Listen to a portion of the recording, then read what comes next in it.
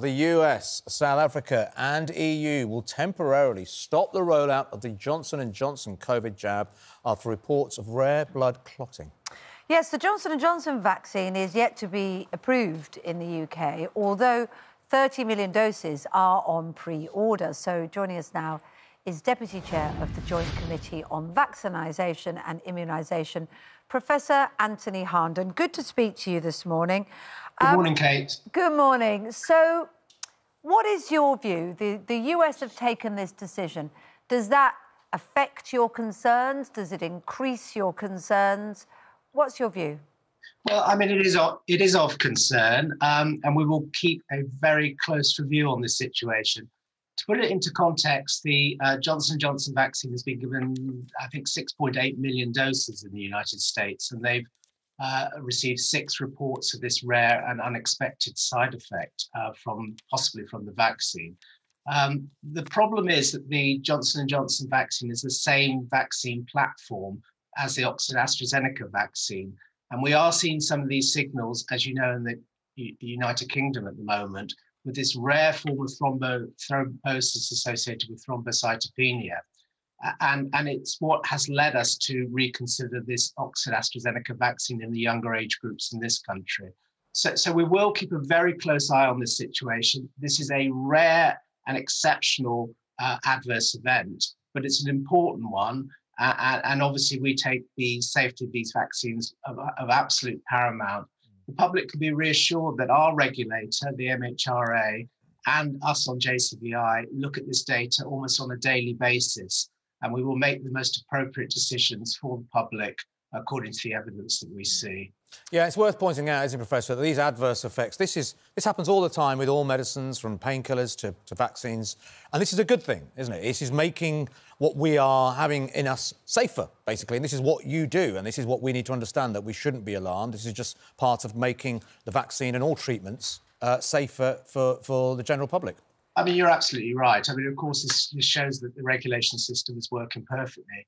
I mean, and you're right also in that any drug or any intervention vaccine that you give to people, there are going to be rare side effects. That is just the nature of it. But these are extremely rare events. Yeah. And to put it into context, I mean, if you're on the oral contraceptive pill, for instance, you have a much higher risk of developing a clot, or if you're pregnant, or if you take an aspirin or paracetamol, you can have a reaction. So it really is showing the regulatory system's working. Well, yeah, that is true, but I suppose the difference for people, and just to try and, you know, establish where we are with it, is that these are healthy people taking something that is preventative. It's not somebody who needs an operation or medicine to cure a problem they've got.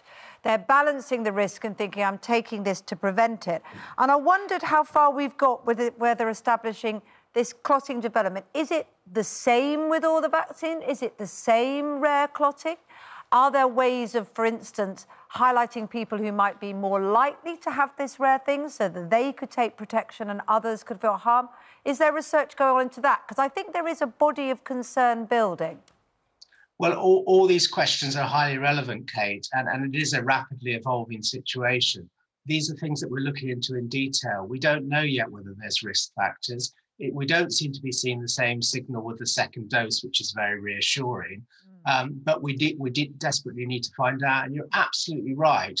What we're doing is giving a vaccine to well people, and therefore we need to be absolutely sure that the benefits of those vaccines outweigh the risks. And for the majority of people that we're immunizing at the moment, that's the 1 to 9 that we've completed, and those 40 to 50-year-old age group, the risks of COVID are such that the benefits of the vaccine far outweigh the potential risks of any rare adverse event. But it's something that we do calculations on, and it's the reason at the moment that we've judged caution in those under 30-year-olds. Should we be worried about the South African variant? We are seeing outbreaks in various parts of the country, not far from where I live in Birmingham. I know there's a small outbreak. In London, here in London, we're hearing that they want surge testing across the whole of Wandsworth and Lambeth.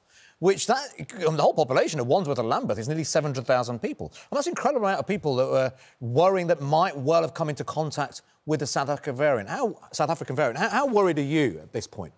Well, from a vaccine point of view, the South African variant is of concern. We know from studies actually in South Africa itself that none of the vaccines are as effective against the South African variant, although I will say that the vaccines still prevent you against severe disease and death, even with the South African variant. The problem is that they might not protect against infection, which allows infection to transmit. And if we allow transmission through the community in large numbers with high infection rates, then we could see other variants emerging. So this is of concern, which is why the Prime Minister's absolutely right when he said yesterday that actually lockdown and unlocking down slowly is as important as vaccination. Both are really important. We've all been desperate for our freedoms, and it's been great this week when we can get out to the pub gardens and enjoy the outside space, but we mustn't go wild. If we start going wild and completely ignore all the basic rules, then we will see more transmission and things like the South African variant will become more prevalent. OK, thank you very much for joining us, Sir Anthony Harnden, this morning on Good Morning Britain. The message is clear, isn't it, that things are opening up, but there's still that level of self-responsibility that we all need to have.